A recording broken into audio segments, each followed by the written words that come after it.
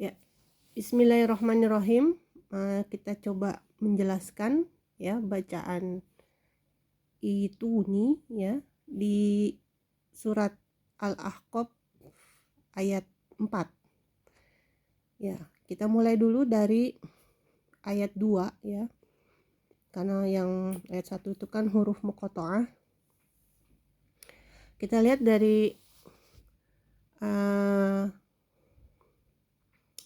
ayat 2 ya, artinya kitab ini diturunkan dari Allah yang Maha Perkasa dan Maha Bijaksana. Kemudian ayat 3, kami tidak menciptakan langit dan bumi dan apa yang ada di antara keduanya melainkan dengan tujuan yang benar dan dalam masa atau waktu yang ditentukan. Namun orang-orang kafir berpaling dari peringatan yang diberikan kepada mereka. Nah, kemudian ayat 4, katakanlah ya Muhammad, jadi Muhammad berkata, terangkanlah kepadaku tentang apa yang kamu sembah selain Allah. Jadi Muhammad menanyakan kepada orang-orang kafir ya yang dari ayat 3 itu, yang mereka berpaling dari peringatan yang diberikan kepada mereka ya. Kemudian Allah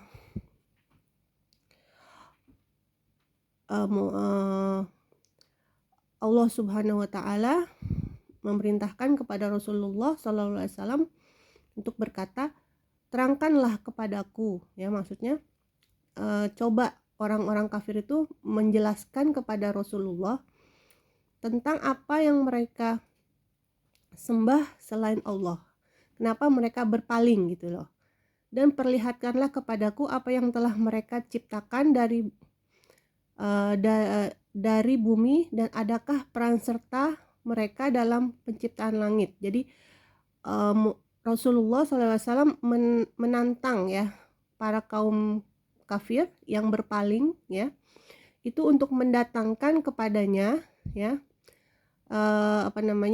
tentang apa atau berhala-berhala yang mereka sembah, dan apakah berhala-berhala itu mempunyai kemampuan atau peran dalam penciptaan langit dan bumi. Kemudian juga dikatakan ya, bawalah kepadaku. Nah, bawalah kepadaku adalah terjemahan dari kata ituni ya. Ya, di situ kita lihat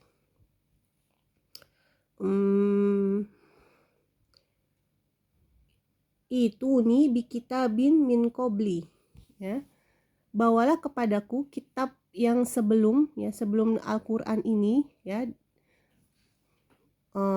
au asarotin ya, atau peninggalan-peninggalan ya, min ilmin ya, dari pengetahuan orang-orang yang terdahulu, in kuntum shadikun, jika kamu memang benar gitu loh, jika orang-orang kafir ini benar. Jadi mereka ditantang untuk membawakan kitab ya yang datang sebelum Al-Qur'an, atau peninggalan-peninggalan yang berisi pengetahuan orang-orang terdahulu jika mereka memang benar. Nah, sekarang permasalahannya kenapa itu nih? Padahal biasanya kan kita diberikan keterangan untuk memberikan harokat hamzah wasol pada sebuah fiil, maka dilihat dari huruf ketiga ya. Itu nih itu kita lihatnya huruf ketiganya adalah ta ya.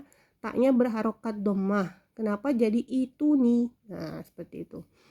Nah, ini bisa dijelaskan melalui perubahan fiil pada kaidah bahasa Arab ya.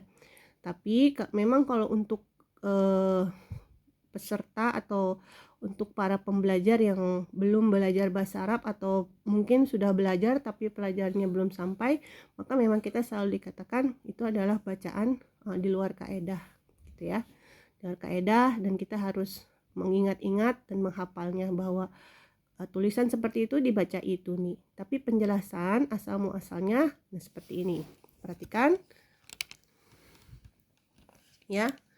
Jadi asalnya adalah fiil ata ya, itu fiil ata, fiil madhi ya, yang artinya mendatangkan, menghadirkan atau membawakan. Perhatikan situ, ata itu adalah fiil mu'tal ya, karena salah satu huruf komponen fiil tersebut adalah huruf ilah. Ya, huruf ilahnya ada di akhir. Mu'tal nakis, ya. Nah, fiil madi ata ini berarti huruf pertamanya atau fa fiilnya adalah hamzah, ya. Kemudian huruf ain fiilnya adalah ta, kemudian huruf lam fiilnya adalah alif di sini, ya, alif maksurah. Nah, kemudian fiil madi ata, ya, di sini kita lihat fiil madi ata ketika dia berubah menjadi fiil mudhari menjadi ya'ti, ya, ya'ti. Kemudian diubah menjadi fiil amar. Nah, kaidahnya kan kita menghilangkan huruf mudhari'ah, ya. Maka yang tersisa adalah hamzah berharokat sukun. Nah, harokat sukun tidak bisa dibaca. Jadi orang Arab biasa membunyikan awal dan mensukunkan akhir, ya. Jadi awalnya harus ada harokat. Nah, maka diberi bantuan dengan memberikan hamzah wasal, ya. Hamzah wasal. Nah, seperti ini. Nah, tapi kaidahnya fiil amar untuk fiil yang harokat akhirnya huruf ilat adalah dengan menghilangkan huruf ilatnya. Fiil amar mabni dengan menghilangkan huruf ilat. Maka huruf ilatnya ini, ya, huruf ilat itu huruf yang menjadi sebab atau masalah atau penyakit, ya, yaitu huruf ya, wawu, ya, alif, maka dihilangkan menjadi hamzah wasal, terus hamzah berharokat sukun dan tak berharokat kasroh. Nah, huruf ketiganya apa? Huruf ta, kan? Huruf ketiga atau dalam wazan fiilnya adalah ain fiilnya, yaitu huruf ta.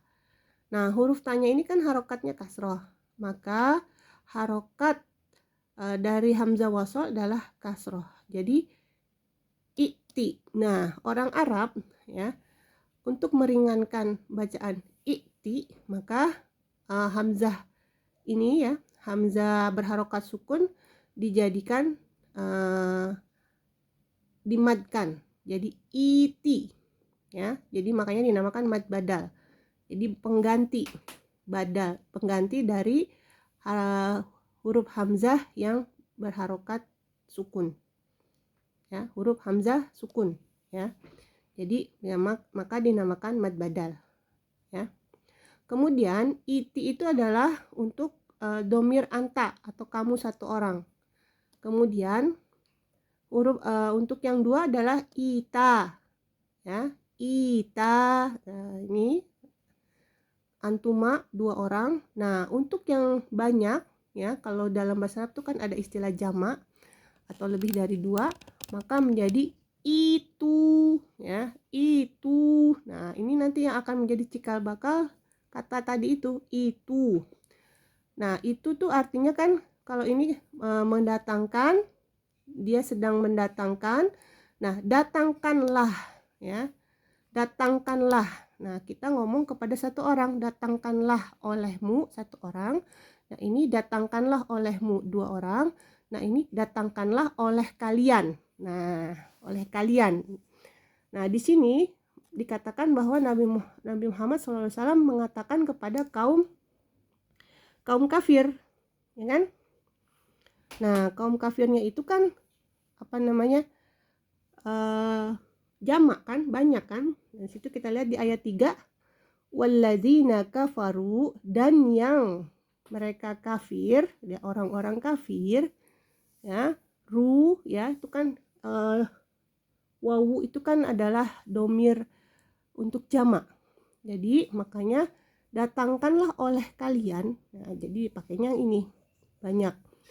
Kepadaku. Nah, kunya ini kan sebagai maf'ulun bih, ya kan, yaitu domir yang bersambung atau domir mutasil untuk ya mutakalim, untuk yang berbicara. Jadi Rasulullah berbicara kepada kaum kufar, datangkanlah oleh kalian, ya, datangkanlah oleh kalian wahai kaum kafir kepadaku, kepada Nabi Muhammad SAW.